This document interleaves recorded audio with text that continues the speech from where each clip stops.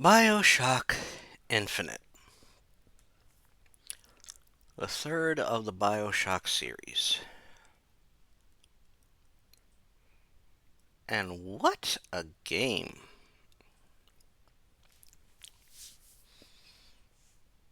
At first you don't think it would fit in with the other two games,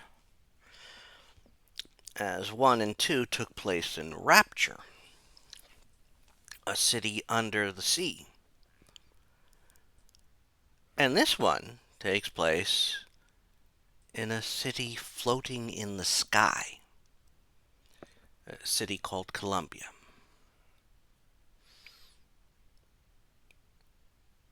Pretty much its own nation now.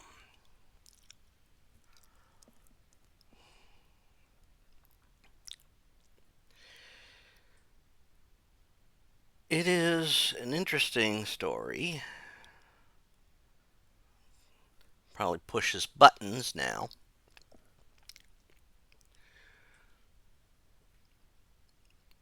And it does keep up some of the themes that were in the previous two games. Well, limits some of them. While you have a bunch of elixirs or tonics that you can use that give you powers, you're limited to what you can carry, weaponry. I mean, you could carry all the ammo in the world, but you can only carry 2 weapons at a time.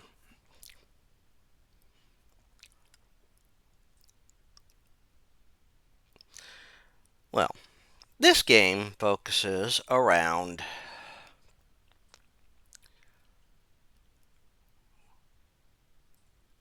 Booker DeWitt, a private investigator who's been given a special case. He is to go up to Columbia and rescue a girl.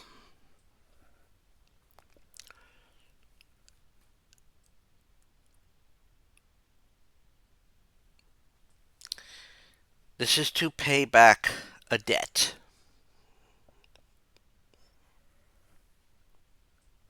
Kind of makes you wonder why you're doing this. Well, you open this game by going up to Columbia, which, like I said, is floating in the sky. And I'm going to say this, for a game set in the 1910s, years before, Bioshock 1 and 2 would happen, it is very advanced.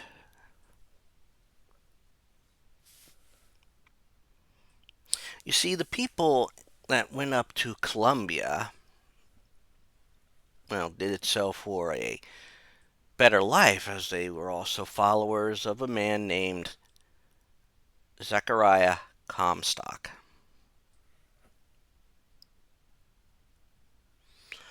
Zechariah is the prophet.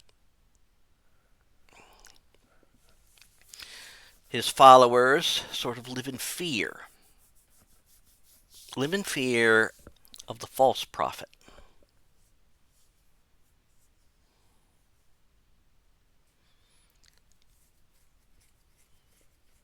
Now,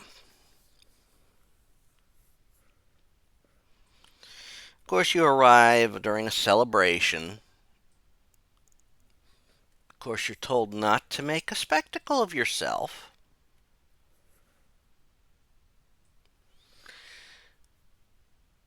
And of course, as you arrive up there and go through something that DeWitt almost went through before,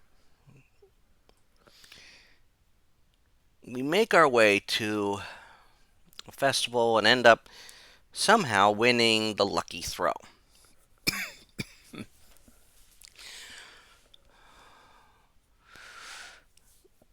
This is when you start seeing how white supremacist this Columbia is.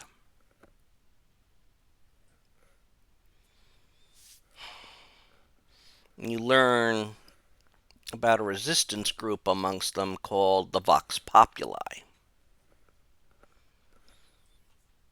I believe that's voice of the people in Latin.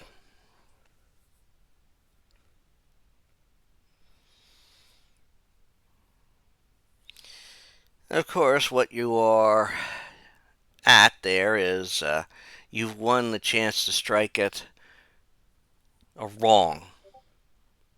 Throw a like the first stone at somebody committing a gravest sin. This gravest sin being a white man married, in love with a black woman.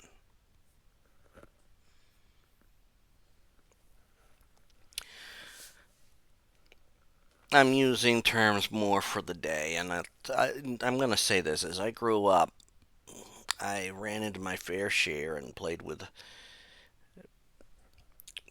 you know, African Americans. Knew, a woman had married an African American man, very nice man, and his children were very nice. We, played. We didn't care the color of the skin. We were just kids and having fun. That's how it should be.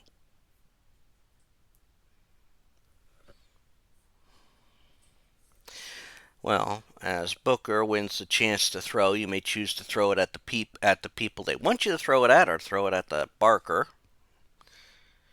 Of course, when you go to do that, it is discovered that you have the mark of the false prophet,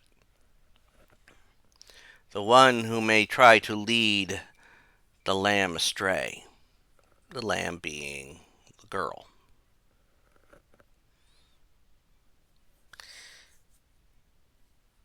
So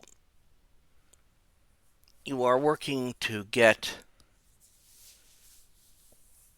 to the girl named Elizabeth, who has powers.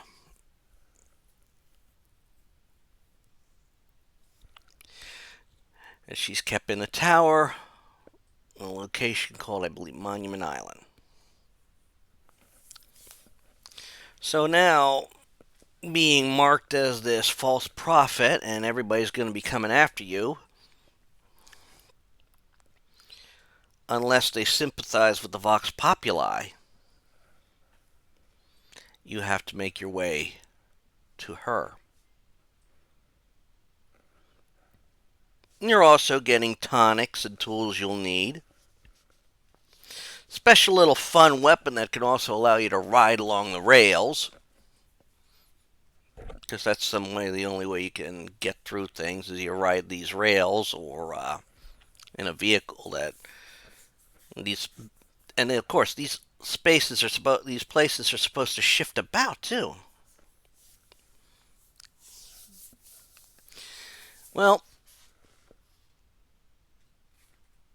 so it's like every time. Of course, you also find you got the regular police, and then you got the religious zealot police, who, wow, like House of the Crow, House of the Raven. You want to know something? They're wearing robes that remind me of the Klan. So yeah, I don't like these guys. Now, as you work your way through and finally get to the tower and finally meet Elizabeth and learn of her powers, this is amazing. But you also have another thing you got to worry about: the songbird. This is a giant mechanized robot that is not going to let you get her out of Columbia. The bird is sort of like her friend and her jailer.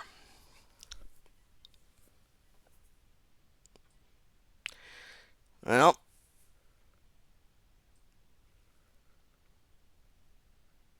so now you have to get her. Once you get her, and after that little attack by the blade, you have to first get her down to where she should, get to a ship that can get you off of Columbia. Of course, you agree to take her to Paris. Not that you're intending to keep those words.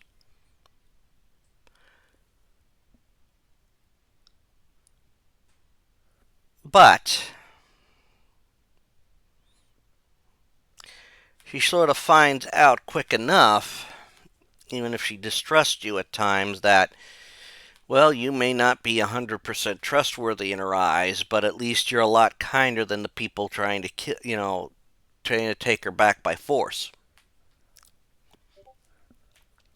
I mean, he wants to get her out of there.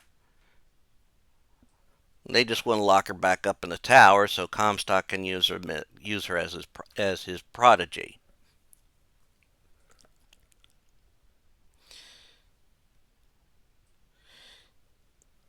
Of course, as we are going through this, we are being helped by two people who appear to be twins.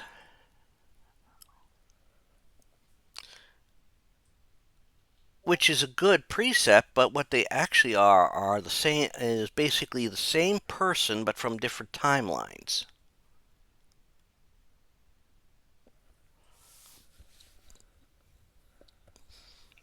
And this all ties in also to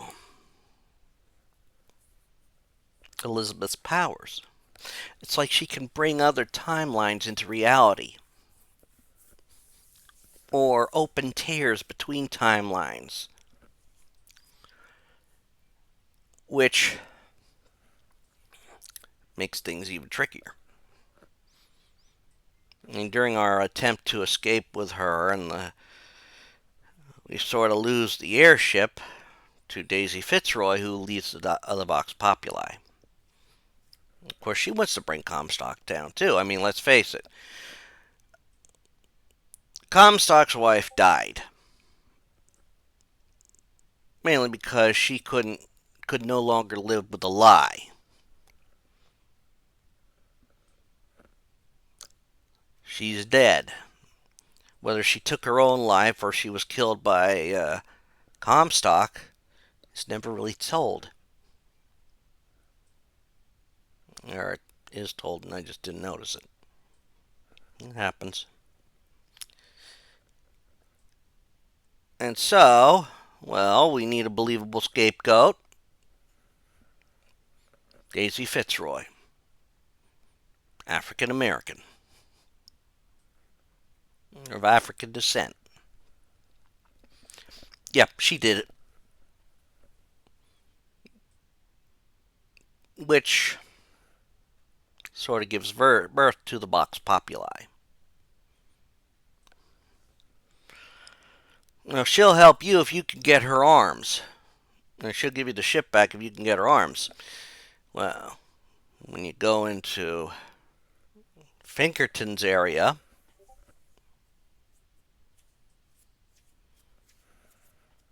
well, you get there, but the arms guy's dead already.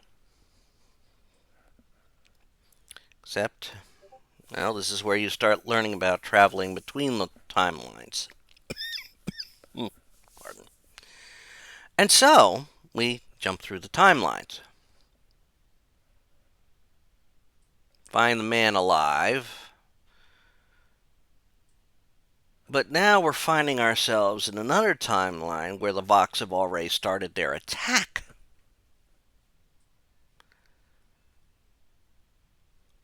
Oh, and Booker DeWitt was part of the Vox Populi, but he was killed. So, of course, Booker DeWitt showing up here is a problem.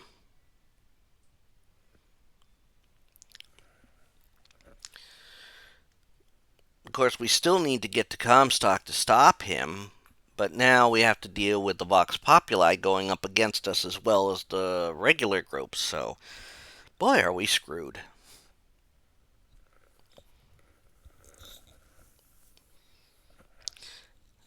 Of course, when we get up there, well, we're going to need to, because of how Elizabeth is now dressed, she looks like her, quote, mother.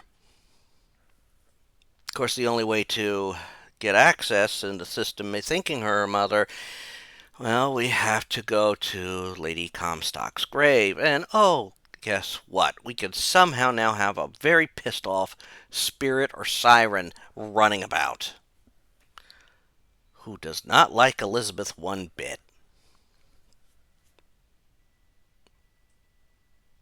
Well, fuck us, huh? Well,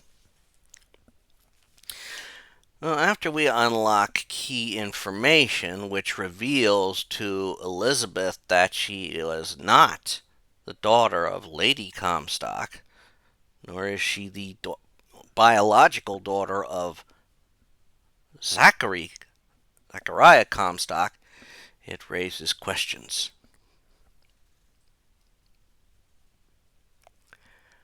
Of course, once we are open and get to Comstock's place, well, the bird strikes again. But to save us, Elizabeth allows herself to be taken. So we must now get in Comstock's place, and of course, rift after rift, and well, when we get to the top, we run into an aged Elizabeth, who has already caused so much chaos and now wants to make amends. And she knows the only way to do that is to help Booker get to her previous self before she becomes what this monstrosity that she's become. Yeah, nothing says obedience like breaking the child.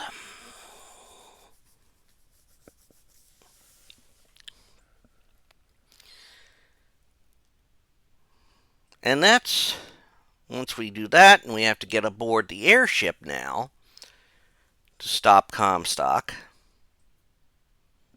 Which, when we finally get to the man, we basically get a very sort of anticlimactic death because we just drown him in in like a baptismal font.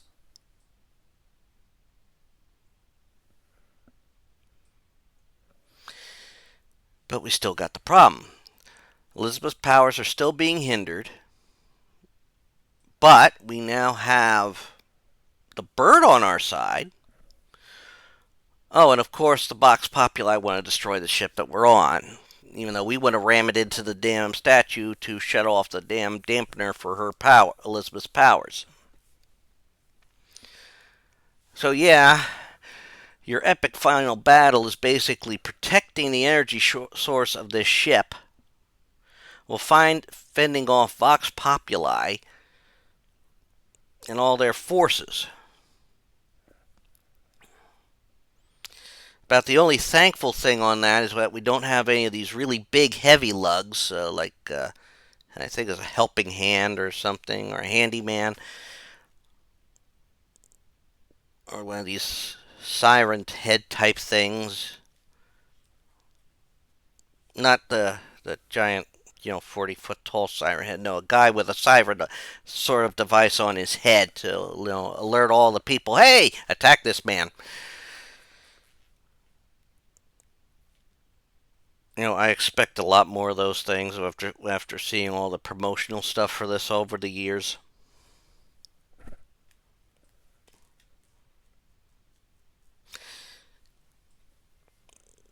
Well, once we are able to, destroy what's hindering Elizabeth's powers, this is also during all this time that we finally start piecing everything together. One, Zachary Comstock has been, sterilized due to all the great stuff that he has been around. Two, Zachary Comstock years ago went through with a baptism, being reborn after his blood-soaked life prior.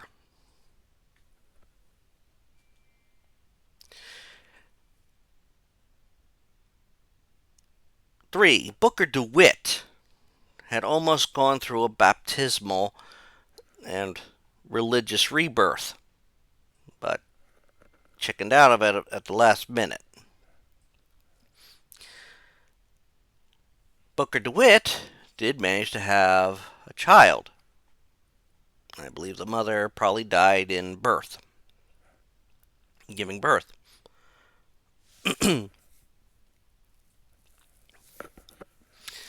Booker DeWitt offered up his child to pay off his debts. And eventually wanted to go back on the deal because he realized what he was giving up. He had actually made a deal with these two twins prior. The twins, quote, relayed the daughter to Comstock, and just as Comstock was stepping through one of these rifts, and Booker tried to get the child back,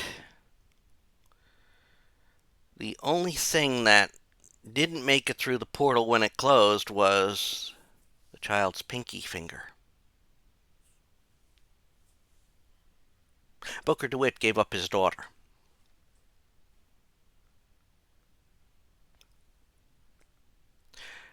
He gave up his daughter to Zachary Comstock,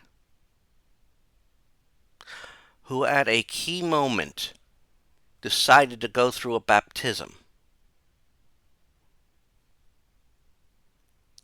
and had been reborn into Zachary Comstock from Booker DeWitt.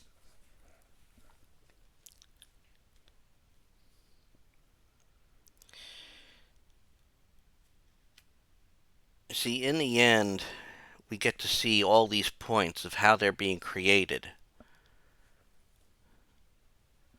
But the only way to truly get rid of Zachary Comstock and the evil that he is to make sure Zachary Comstock doesn't come about in the first place. This means Elizabeth doesn't come about at this point. And so, at the end, the Elizabeths basically drown Booker DeWitt. See, Booker DeWitt initially chickened out of the baptism because he was actually afraid he was going to drown.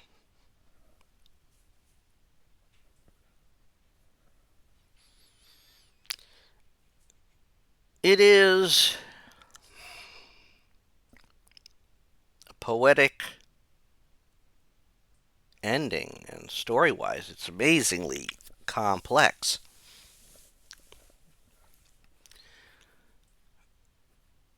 And the existence of the tears is quite amazing. In fact, during one tear, well, I think this is after Comstock is dead, we end up in Rapture. And apparently, Elizabeth has been there before. Especially if you look at some of the stuff that's in Bioshock 2. Probably after the release of this. Of the original Bioshock, of Bioshock Infinite.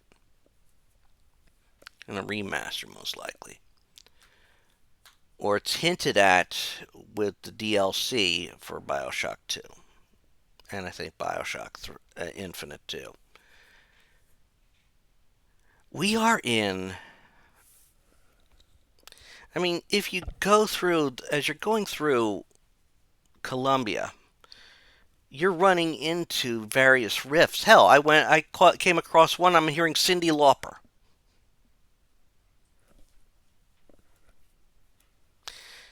Which shows that these rips that we are seeing are through time and space. The idea for the handyman came from Big Daddies. Again, through another rip in time and space. This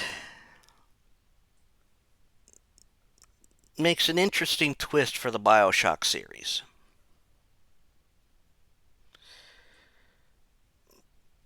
makes part of the one of the downsides of Bioshock Infinite worthwhile. I mean, yes, you only have certain weapons. You don't have the Vita chambers to restore you. No, you have to go through something else. Even with Elizabeth reviving you when she's with you.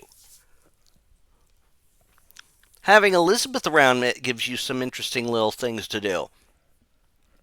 Hey, we're being attacked by many people. Hey, there's a rip that seems to hint that there's something that could fly by and attack them. Fum, got it. Okay. We're gonna need health immediately. Fum. Oh, hey, here's health packs. We need cover. Fum, there's cover. It's a nice little thing. The ability to ride these rails are also a nice little touch. I do like that. I guess it helps that it's outside in the air. Of course, under certain circumstances, we ain't going to be trying to jump from a rail floating thousands of miles in the air over to a, thingy. Another floating island. Or a floating airship. The downside of only carrying two weapons at once. That's a negative, but it's an understandable.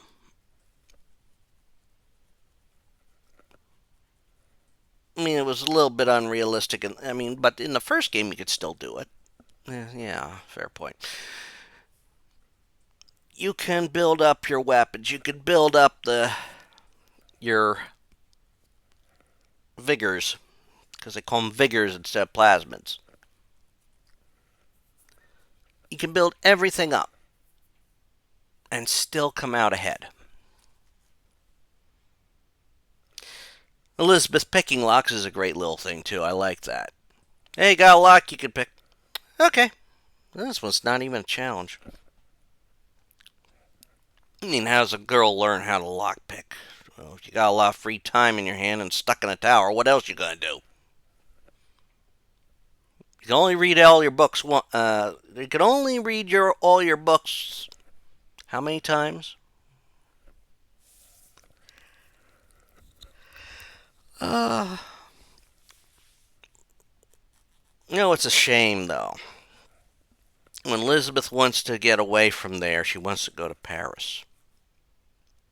But by the end of the game, she never gets that dream. Hell, by the end of the game, because we wipe out Booker DeWitt and Zachary Comstock before they ever become, before that split ever happens, we basically wipe out Elizabeth too. But given the split reality nature that this game has, that's probably a blessing.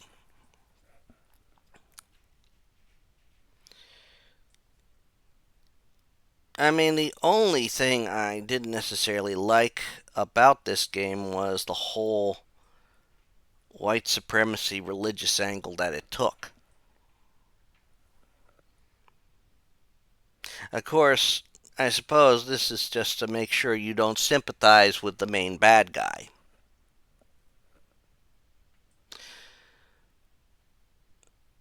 But it's kind of ironic because Booker DeWitt went at first to this to be born again because his actions as a Pinkerton and his army service of slaughtering Native Americans and that weighed heavy on his soul. And it's amazing that if he had been reborn, he would have been a worse. He would have been the same. The same. He would have no regrets of being the same white supremacist asshole.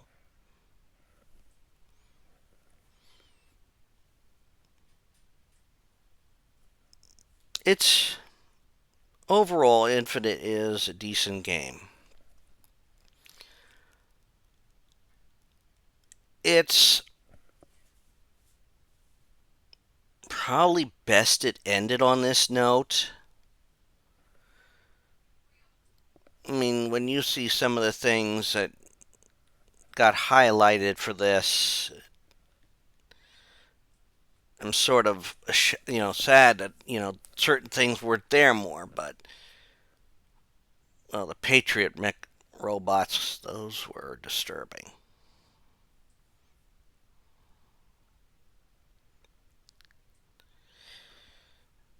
But, I mean, also, there were some things that linked back to one of the things I remember seeing as a kid. I mean, when you're a kid growing up, one of the big magazines you get into, for kids was Highlights, and they had Goofus and Goofus and Gallant,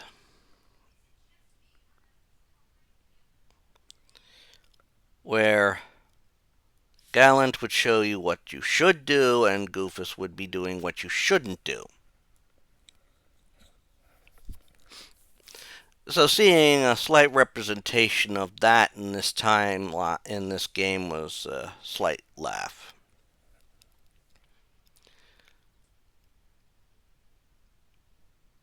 And it's kind of easy for a prophet to predict your coming when he knows exactly how you're going to think.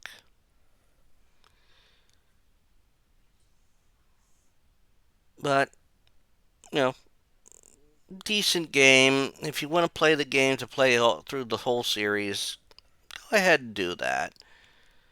I'm not entirely sure of its replayability, and that's mainly because I got really. When you watch me play, if you've watched me play through it, you saw how. You heard how upset I was getting with the whole, white supremacy crap. And sadly, it was a sign of those times that this game was set in. But that's all I'm going to say about Bioshock Infinite. I think next time I do one of these, I'm going to be talking about the series as a whole. But until then, take care all and have fun. Bye.